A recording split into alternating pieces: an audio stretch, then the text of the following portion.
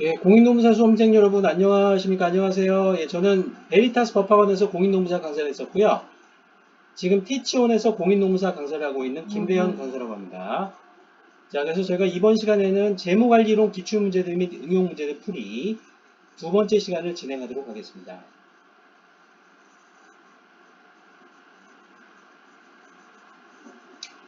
자, 16번 미래 수익의 위험 변동 정도 위험을 측정하기 위한 지표로 옳지 않은 것은 예, 16번의 정답은 3번 평균값이 되겠고요. 자, 평균값은 미래 수익의 그 기대값, 기대 수치를 저희가 도출하기 위한 방법이고요. 자, 1번 분산은 특정 수치와 평균값 간의 차이, 이걸 편차라고 하죠. 편차 제곱을 다 더해서 시그마 i는 1부터 n까지 더하셔서 나누기 이제 모분산인 경우에는 전체 이제 자료값들의 개수 n으로 나눠주시거나요.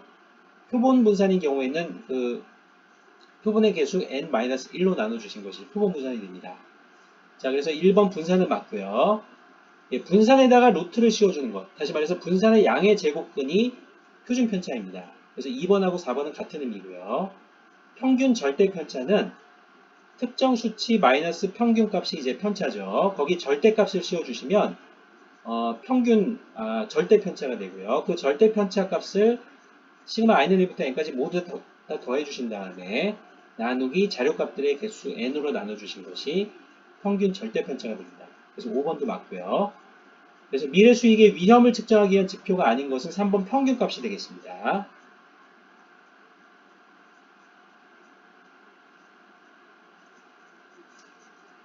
자, 위험과 수익률 17번 문제를 풀어보겠습니다. A 주식의 기대 수익률이 10%이고요. B 주식의 기대 수익률은 20%입니다. 저희가 방금 푸셨던 것도 이제 위험과 수익률이었죠. 그죠? 자, A 주식의 기대 수익률이 10%이고 B 주식의 기대 수익률이 20%입니다. A 주식의 50%, B 주식의 50%를 투자한 포트폴리오의 기대 수익률은 자, 포트폴리오의 기대 수익률을 구하는 공식은 단순합니다. 그죠? 각각의 그 포트폴리오를 구성하고 있는 그 주식의 기대 수익률 곱하기 투자 비율을 내서 더해 주시면 돼요. 그래서 A 주식의 기대 수익률 10% 곱하기 이 포트폴리오 구성 비율이 50%죠. 0.5를 곱해 주시고요. 플러스 B 주식의 기대 수익률 20% 곱하기 이 B 주식이 포트폴리오에서 차지하는 비율 0.5를 곱하셔서 더해 주시면 15%가 도출됩니다. 17번의 정답은 3번 15%라고 하시면 되겠습니다.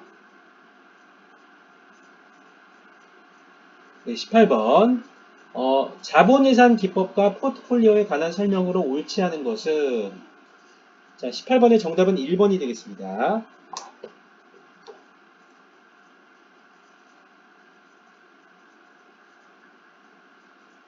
예, 포트폴리오의 분산은 각 구성 주식의 분산을 투자 비율로 가중평균하여 산출하는 틀렸고요. 이게 이제 테마 경영학 302페이지 보시면 제가 수식을 넣어놨는데요. 거기 보시면 시그마 P, 포트폴리오의 분산 시그마 P 제곱은 시그마 I는 1부터 N까지, 시그마 J는 1부터 N까지 WI 곱하기 WJ 곱하기 시그마 IJ로 표현됩니다. 자, WI, WJ는 각각 투자 비율, 투자 비율들이고요. 시그마 IJ는 분산 또는 공분산을 의미합니다. 그래서 이거를 이제 이렇게 표현이 되는데 예를 들어서 두 개의 자산들로 구성된 포트폴리오의 분산은요. 다음과 같은데요.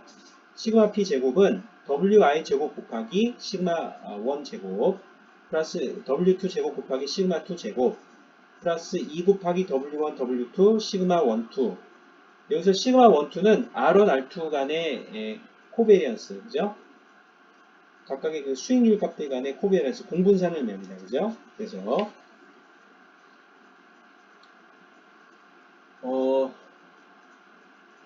이렇게 설명을 드리면 이해가 안 되실 겁니다. 그래서 이해가 안 되시는 분들은 제 그 강의를 꼭 들어주시고요. 또 제가 또 줌 보충 강의도 해드립니다. 예, 그래서 이제 줌 보충 강의도 꼭 들어주시면 더 이해가 잘 되실 수가 있습니다. 그죠?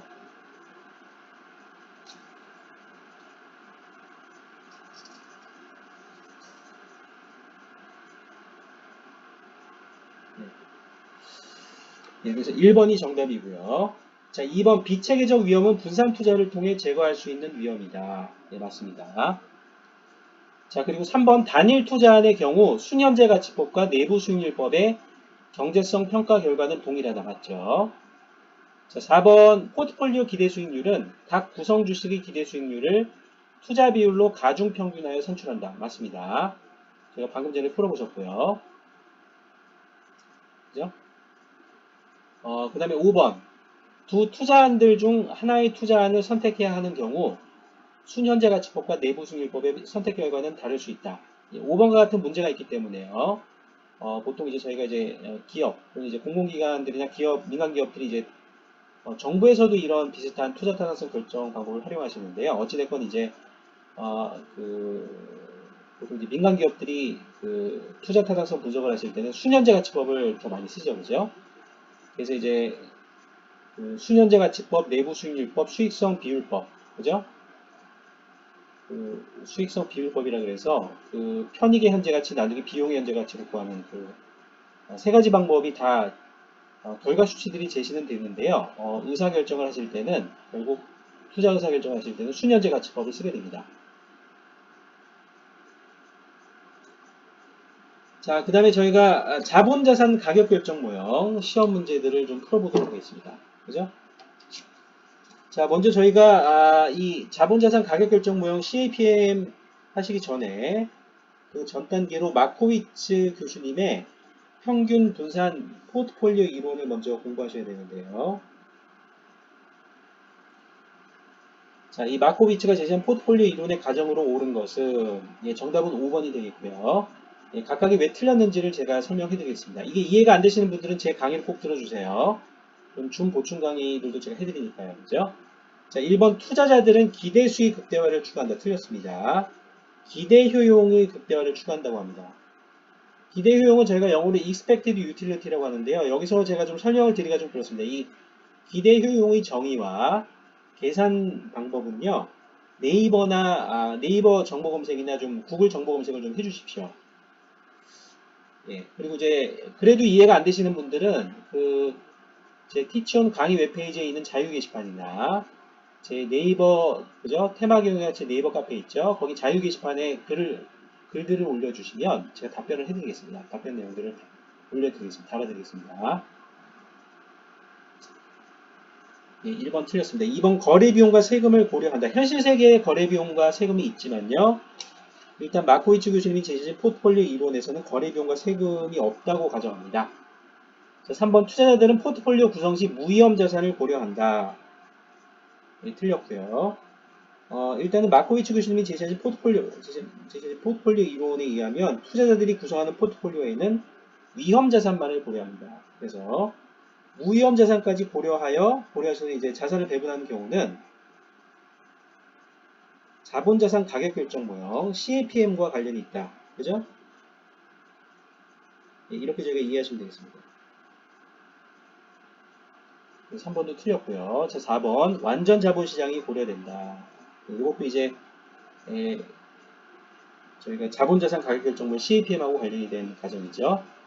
자, 5번 그래서 투자자들은 투자 대상의 미래 수익률 확률 분포에 대하여 같은 예측을 한다. 이것이 정답이 되겠습니다.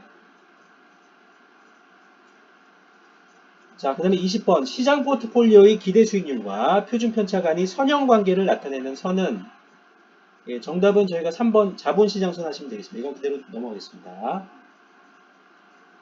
자, 21번 자본시장선과 증권시장선에 관한 설명으로 옳은 것은 정답은 5번 증권시장선 위에 존재하는 주식은 주가가 과소평가된 주식이다. 이게 맞는 정답이 되겠고요. 왜냐하면요.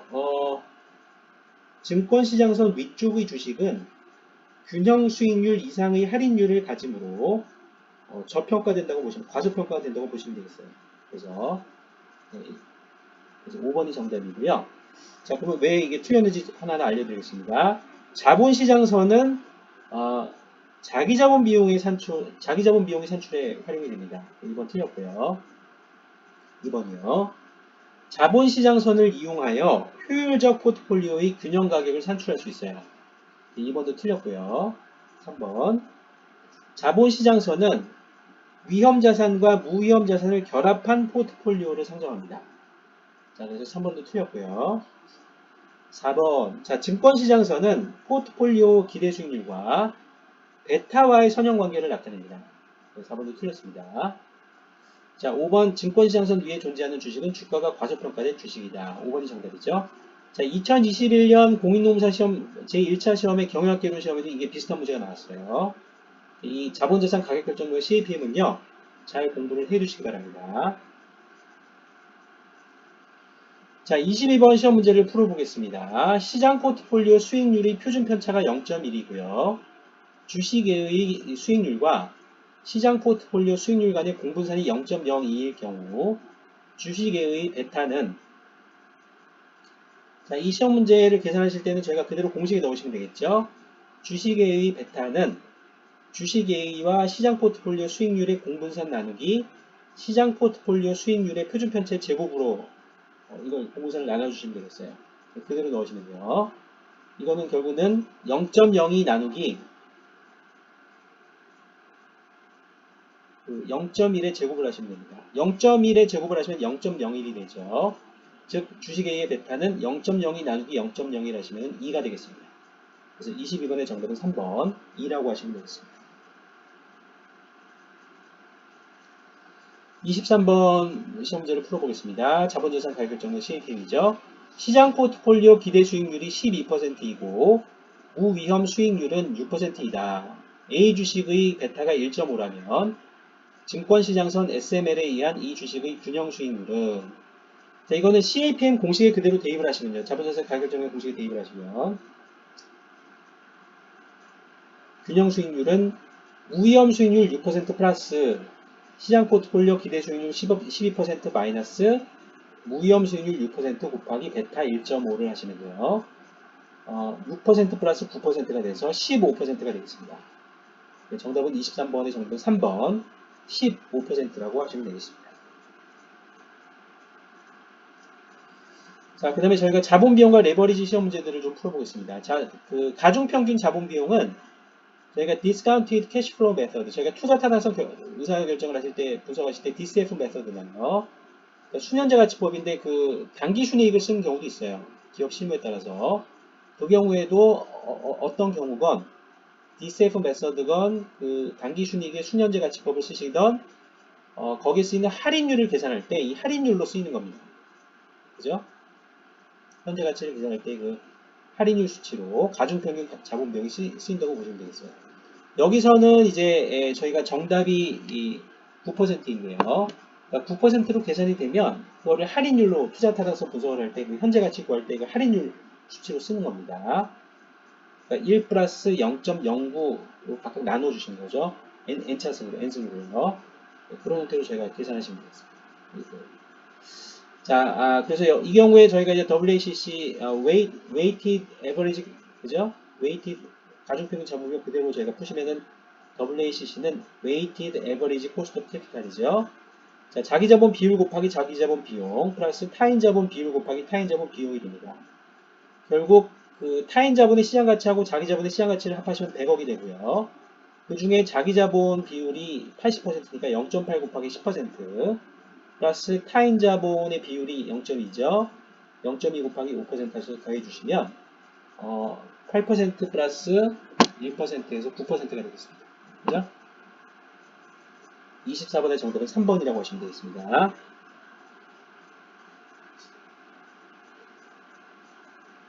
예, 25번 시험 문제를 풀어보겠습니다. 이게 좀 어려운 형태가 되겠습니다. 자, 가중평균 자본비용 계산하실 때요. 그 법인세 감세 효과를 법인세율이 있는 경우에는 감안하셔야 돼요. 왜냐하면은 타인 자본 비용, 다시 말해서 이자 비용이 발생하면 그만큼 각각의 기업의 어떤 그 단기 순이익 수치를 줄어들게 됩니다. 그만큼 납부 법인세액이 줄어들죠. 그럼 법인세 감세 효과가 있어요. 타인 자본 쪽은요. 그래서 그걸 감안해서 가중평균 자본 비용을 계산하셔야 됩니다. 그래서 weighted average cost of capital 계산하실 때는 자 먼저 타인 자본의 시장 가치가 5억 원이고 자기 자본의 시장 가치가 5억 원이죠. 자 먼저 자기 자본부터 계산해 볼게요. 5억 플러스 5억은 10분의 5 곱하기 20%. 이건 그대로 계산하시고요. 플러스 타인 자본 비용 계산하실 때는 10분의 5 곱하기 10% 곱하기 그 법인세 감세 효과를 감안하셔서 1 마이너스 법인세율 0.3을 해주셔야 됩니다. 이렇게 해서 계산을 하시면요. 결국 10% 플러스 3.5% 돼서 13.5%가 되겠습니다. 이게 좀 기업 실무하고 많이 가까운데요. 제가 기업에 있을 때 보통 한 14% 썼습니다. 14%나. 이 정도 지금도 쓰고 있을 겁니다. 그죠? 그래서 쓰고 있다고 보시면 되겠고요. 그래서 이제 가중평균 자본비용 여기서 13.5%가 투자 타당성 분석, DCF 메서드나 저희가 순현재 가치법 계산할 때 그 할인율을 쓰인다고 보시면 되겠어요. 그래서 25번의 정답은 3번 13.5%라고 하시면 되겠습니다. 예, 이제 그 자본비용과 레버리지 시험제를 좀 풀어보겠습니다. 26번 영업 레버리지도가 3이고 재무 레버리지도가 2인 경우 매출액이 10% 상승하면 주당 순이익은 얼마나 상승하는가? 예, 시험제를 제가 풀어볼게요. 자, 영업 레버리지 계산 공식은 영업이익의 변화율 나누기 매출액의 변화율이고요. 재무 레버리지의 계산 공식은 그러니까 재무 레버리지 하셔도 되고 재무 레버리지 도 하셔도 됩니다. 그죠? 이건 제가 이제 두 개 표현이 다 가능하기 때문에 두 개 다 넣어드렸어요. 그래서 이제 재무 레버리지 도는 재무 레버리지 도 이렇게 하셔도 되고요. 그래서 영업 레버리지 또는 영업 레버리지 도는 저희가 DOL이라고 하고요. 재무 레버리지 또는 재무 레버리지 도는 DFL이라고 하고요. 결합 레버리지 내지는 결합 레버리지 도는 DCL이라고 하죠. 그죠? 그래서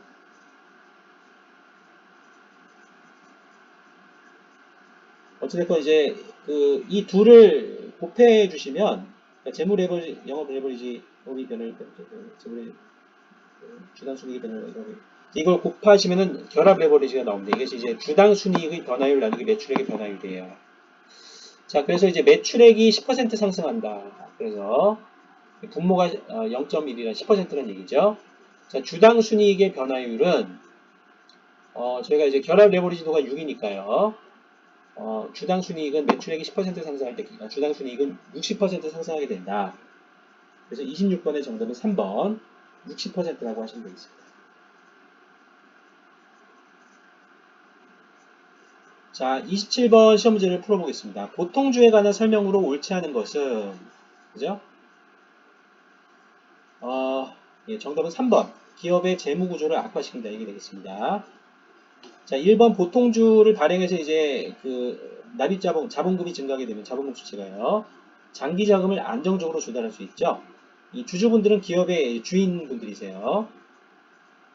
2번 이자와 같은 고정 채무 비용을 발생시키지 않죠. 물론 이제 배당금 지급이 있습니다만은 그 배당금 지급액이 약간은 좀 변동이 있을 수 있죠. 그죠? 그래서 이자와 같은 고정 채무 비용은 발생하지 않습니다. 그래서 3번에 기업의 재무 구조를 악화시키는 것이 아니고 개선시키죠. 왜냐하면은 부채 비율을 저희가 부채 자본 비율이죠. 그걸 이제 부채 비율이라고 하죠. 부채 나누기 자기 자본 할 때요. 보통주를 발행하셔서 자본금 수치가 올라가면 다른 조건 내용들이 같다면 부채 비율이 내려갑니다. 그래서 기업의 재무 구조가 개선되는 경우가 있죠. 자, 4번 보통주 발행으로 현금이 기업에 들어올 경우 자본금 수치가 증가한다. 맞죠? 자, 5번 당기 순이익이 증가할 경우 주주분들 각각에게 지급되는 배당금 증가를 기대하게 됩니다. 그래서 27번의 정답은 3번이 되겠습니다. 자, 28번 자본구조 이론에 대한 설명으로 적절하지 않은 것은 자, 1번 정보비대칭이 존재하는 경우 기존 주주의 입장에서 보면 내부 유보이익으로 필요자금을 조달하는 것이 최선이다. 그죠? 그래서 예, 이게 맞습니다. 예, 그래서 이제 이게 재무관리 이론에도 있는데요.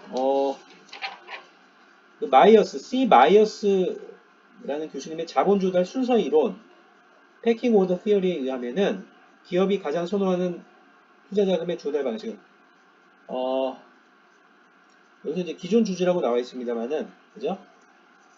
이게 또 기업이 가장 또 선호하는 투자자금의 조달 방식은 내부 유보자금, 유보이익이 된다고 합니다. 예, 그래서 1번은 맞고요. 기존 주주 입장에서 보면은 내부 유보이익으로 필요자금을 조달하는 것이 최선이다. 자, 2번이 틀렸습니다. 정보가 불균형인 상태에서 기존 주주에게 유리한 자본 조달 순위는 내부 금융 다음에 부채 발행 다음에 신주 발행이라고 합니다. 그죠?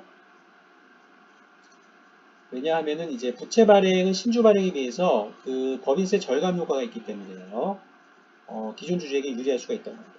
그래서 내부 금융, 부채 발행, 신주 발행 순서로 저희가 보시면 되겠어요. 자, 3번 대리인 비용, 파산 비용 등의 재무적 공경 비용을 고려할 경우 적정 수준의 부채 사용 시 기업 가치가 최대가 된다. 그죠?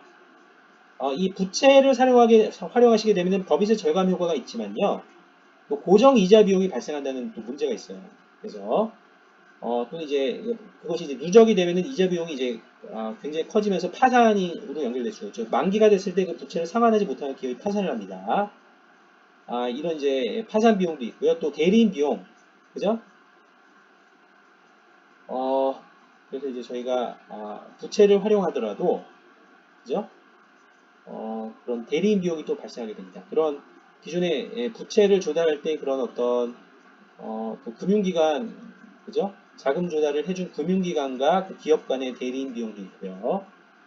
또 기존 주주분들 간의 어떤 그런 이제 이자 비용 계산과 관련된 또 대리인 비용이 있을 수가 있는데요.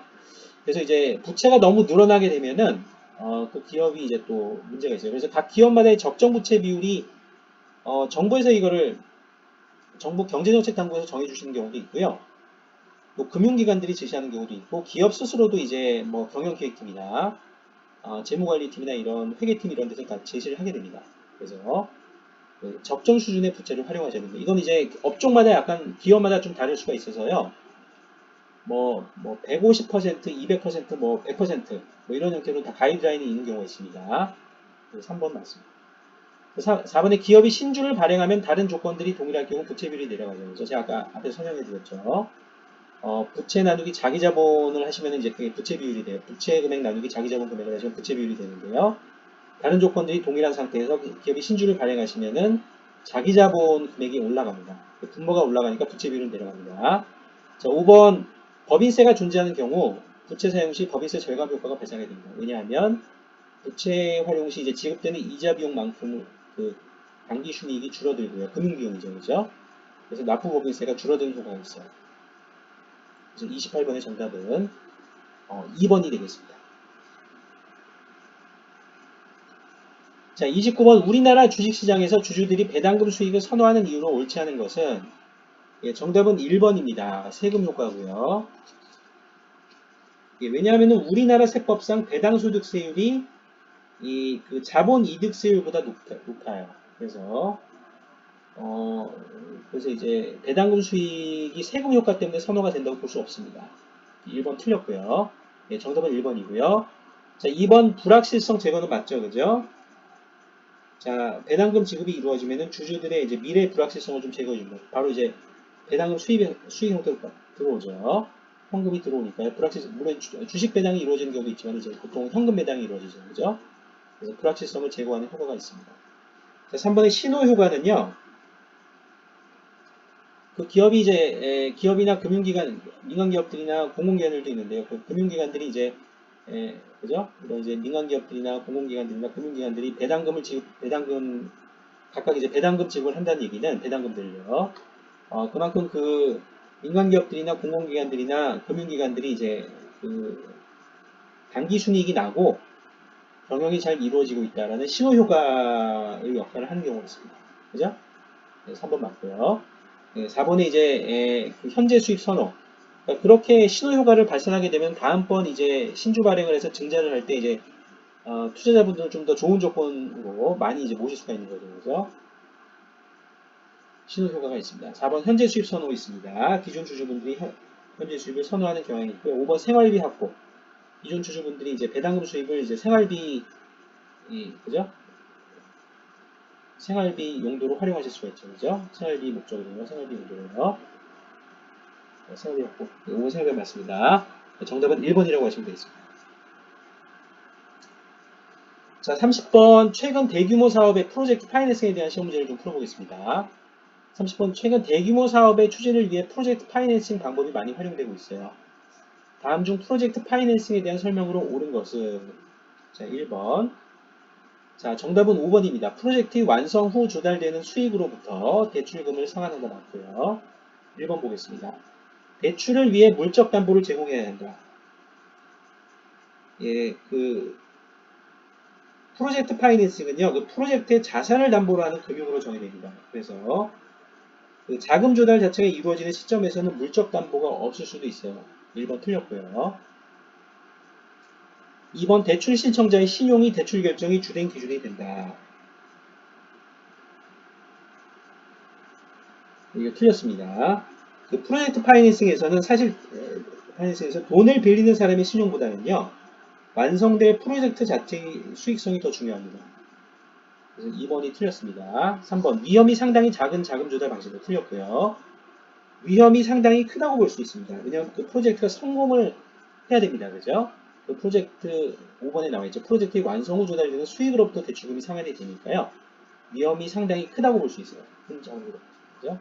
그죠? 4번 프로젝트 사업자가 무한 책임을 지고 대출금을 상환한다.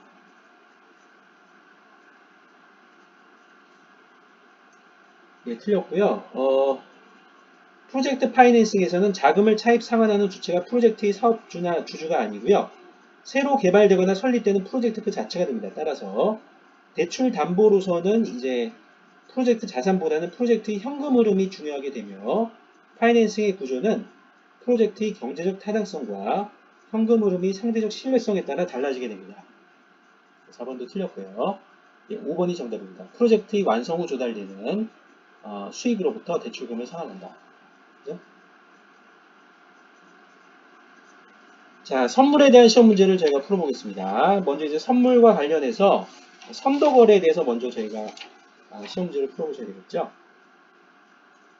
자, 선도거래와 선물거래를 저희가 좀 비교를 해보시면 선도거래는 장외에서 거래가 되고요. 당사자 간의 직접 거래이고요. 계약 조건에 대한 합의가 가능하고요. 만기일에 결제가 이루어집니다. 선물거래는 선물거래소에서 거래가 됩니다. 장내 거래가 되겠습니다. 그죠? 결제소가 개입을 하고요. 그리고 계약 조건이 표준화되어 있고요.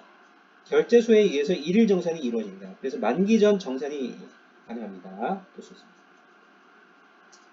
31번 선도거래에 관한 설명으로 옳지 않은 것은 그래서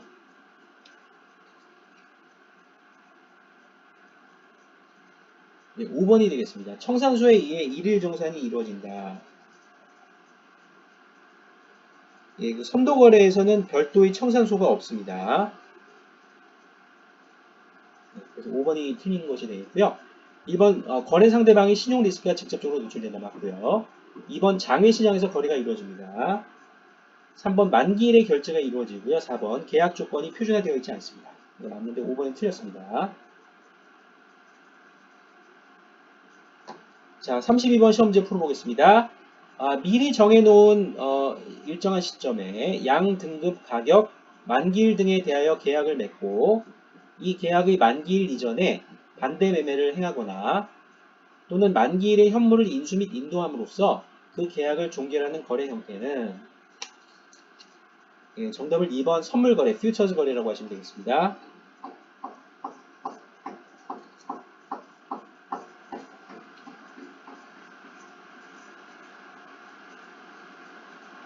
예, 교환사채, 스왑, 워런트, 주식 이거는 저희가 좀 죄송합니다만 네이버 정보 검색이나 구글 정보 검색을 좀 활용해 주십시오. 33번 선물거래의 특성에 대한 설명으로 옳은 것은 예, 33번의 정답은 5번 결제소에 의한 일일 정산이 이루어져요. 제가 방금 전에 선도거래하고 선물거래 비교해드렸죠. 예, 그래서 5번 결제소에 의한 일일 정산이 이루어져요. 1번 예, 그 장외시장에서 거래가 이루어지는 것이 아니고 이거 선도거래고요. 선물거래소에서 거래가 이루어집니다. 자, 그 다음에 당사자들 간의 직접 거래가 이루어지는 것이 아니고 결제소가 개입을 하게 되고요. 계약 조건에 대한 합의가 가능한 것이 아니고 계약 조건이 표준화되어 있습니다. 그리고 1, 2, 3, 4번에 유동성이 낮다. 이것도 틀렸고요. 예,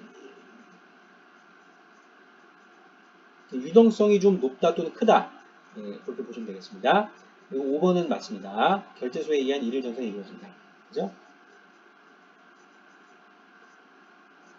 자, 그다음에 옵션과 국제재무관리 시험제들을 좀 풀어보겠습니다. 34번이죠. 상품이나 유가증권 등의 기초자산을 미리 정해진 가격으로 저희가 팔 수 있는 권리는, 예, 이거는 정답 5번 풋옵션 하시면 되겠습니다. 예, 1번의 콜옵션은요, 약정된 증권이나 상품 등을 살 수 있는, 약정된 가격에 살 수 있는 권리죠. 그래서 콜옵션하고 풋옵션 두 개가 있죠. 선물, 선도거래 방금 전 보셨고요.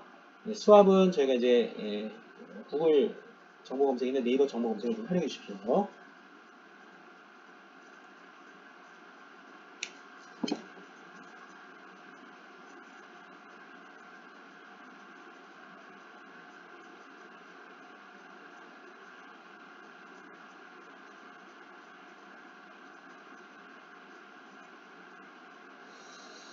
자, 스왑은 제가 간단하게 알려드리면요. 스왑이라고 하는 것은 계약 조건 등에 따라 일정 시점의 자금 흐름의 교환을 통해서 이루어지는 금융기법을 의미한다고 합니다. 그래서 이제 이러한 거래를 스왑 거래라고 하는데요. 스왑 거래는 사전에 정해진 가격 기간에 둘 이상의 당사자들이 보다 유리하게 자금을 조달하기 위해서 서로 부채를 교환하여 위험을 피하려는 금융기법을 의미한다고 합니다. 그래서 스왑 거래의 종류로는 금리 스왑, 통화 스왑 등이 있다고 합니다. 좀 더 자세한 내용은 그 네이버 정보 검색이나 구글 정보 검색을 꼭 해주십시오.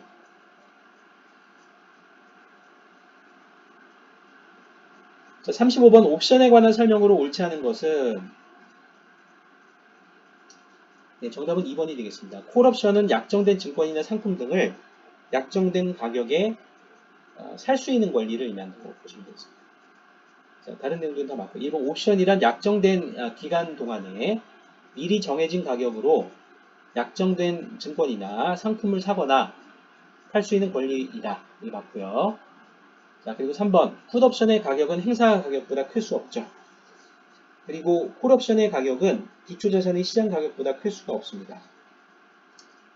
자, 4번의 옵션은 위험 회피를 위한 유용한 수단이다 맞고요. 5번의 기초자산이란 옵션이 근간이 되는 자산을 의미한다. 맞습니다. 그래서 35번의 정답은 2번이라고 하시면 되겠습니다. 예, 36번 시험 문제를 풀어보겠습니다. 특정 시점을 기준으로 각각의 결제통화별로 대금이 지불액과 수취액을 대비시켜서 실제 결제 금액을 줄이는 방법으로 환 위험을 관리하는 것은, 그죠?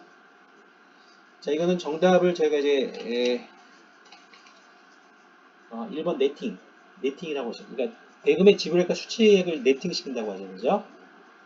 그래서 이제 외환 익스포저 금액 자체를 줄이는 거죠. 그래서 이렇게 실제 결제 금액을 줄이는 방법으로 환 위험을 관리하는 네팅 1번이 되겠습니다. 자, 리딩과 레깅에 대해서 설명을 좀 해드리면요. 자, 이들은 이제 환율 변동에 대한 예상에 따라서 외화로 표시된 채권의 수취 지급 시기를 앞당기거나 늦추는 방법이 되겠습니다. 그래서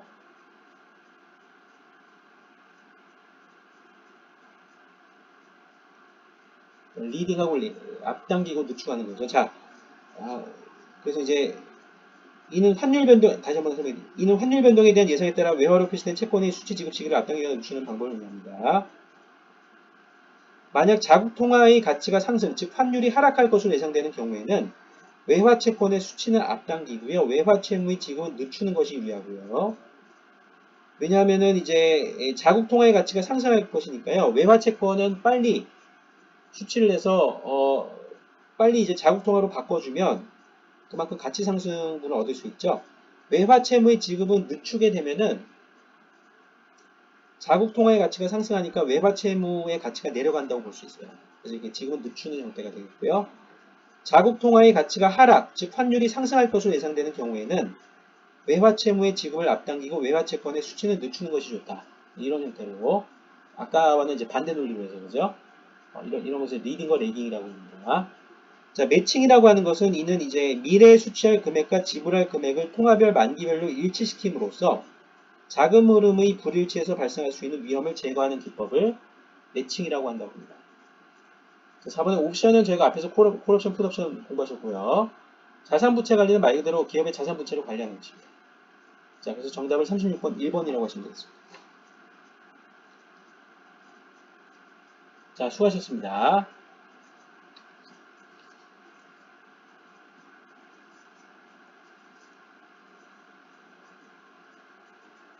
자, 오늘 저희가 이제 그 재무관리론 두 번째 시험 문제, 기출문제들과 응용 문제들을 다 풀어보셨고요.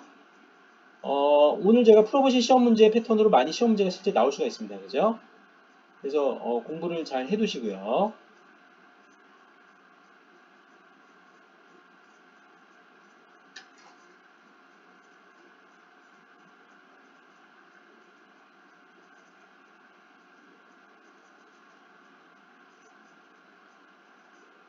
자, 수험생 여러분 수고하셨습니다. 공인농사 수험생 여러분들의 건강한 성공을 기원드리고요. 2021년 공인농사 시험에 이걸 지금 보시는 분들은 내년 준비하시는 분들일 텐데요. 내년에 다 합격하시기 2022년에 치러지는 그 공인농사 시험에 다들 합격하시기를 제가 기원해드립니다.